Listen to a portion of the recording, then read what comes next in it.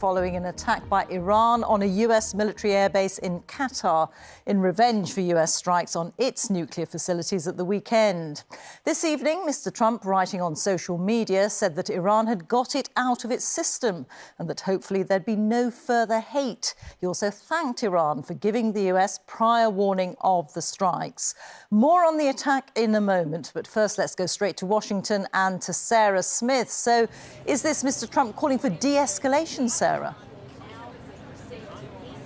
Well, absolutely. We have not heard definitively from the US administration that they don't intend to launch a retaliatory tit-for-tat attack. But President Trump does not sound like somebody who is ready to do that when he posts on social media in all capital letters, "Congratulations, world, it's time for peace." Now, they knew here inside the White House that there was inevitably going to be a retaliatory attack from Iran. What they didn't know was how aggressive or how destructive it was going to be. And in fact, what we saw was an Iranian action that was pretty much deliberately designed to do as little damage as possible. I mean, what's happened today must be one of the most careful and, frankly, polite military exchanges in recent history. You had Iran warning the United States in advance of what they were going to do. And then in a post on social media, Donald Trump has even been thanking them. He said, "I would like to thank Iran for giving us early notice, which made it possible for no lives to be lost and nobody to be injured. Perhaps Iran can now proceed to peace and harmony in the region. I will enthusiastically encourage Israel to do the same." And Donald Trump then went on to say that Iran had now got everything out of their system. So that sounds very much like he is ready to declare this over, and it's difficult to imagine why Iran would be planning further action after the great care and delicacy they have taken over the attack today. It was not guaranteed this was going to go this way when Donald Trump launched those airstrikes on Saturday night against Iran's nuclear facilities. He could not be sure that this is how Iran was going to respond. This is a best-case scenario in many ways for the United States and for President Trump, and there will be great relief inside the White House that this is how it's gone down.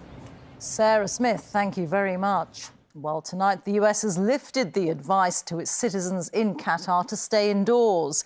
Qatar says all the Iranian missiles which were aimed at the US military base were intercepted and that there were no casualties. A statement by Iran said that 6 missiles were launched, the same number used in the American attack on its nuclear site in Fordo. This report is by our security correspondent, Frank Gardner. A normal night out in Qatar. But there was nothing normal about this. 6 Iranian ballistic missiles arching through the sky, aimed at America's airbase. Retaliation for the recent US raid on Iran. There were no casualties, and all the missiles were intercepted by air defences. For expats like this British teacher in Doha, it was still a shock.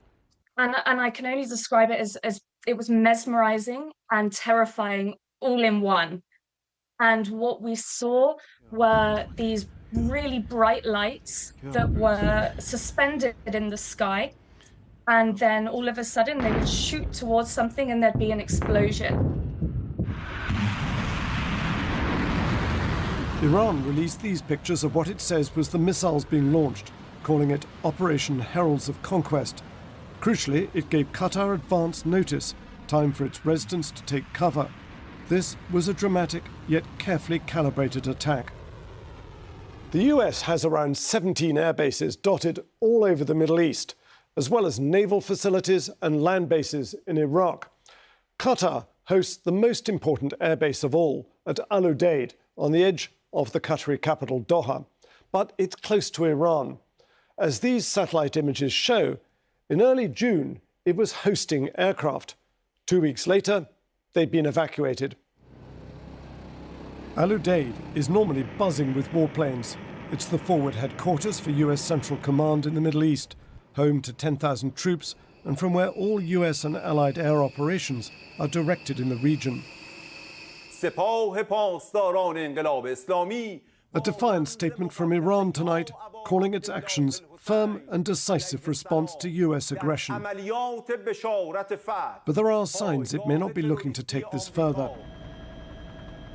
There is still the latent threat to the Strait of Hormuz. Iran's parliament voted to block it, which would choke off up to 20% of the world's oil supplies. But that would harm Iran too, and China. So for now, it's just possible that tensions may be about to ease. Frank Gardner, BBC News.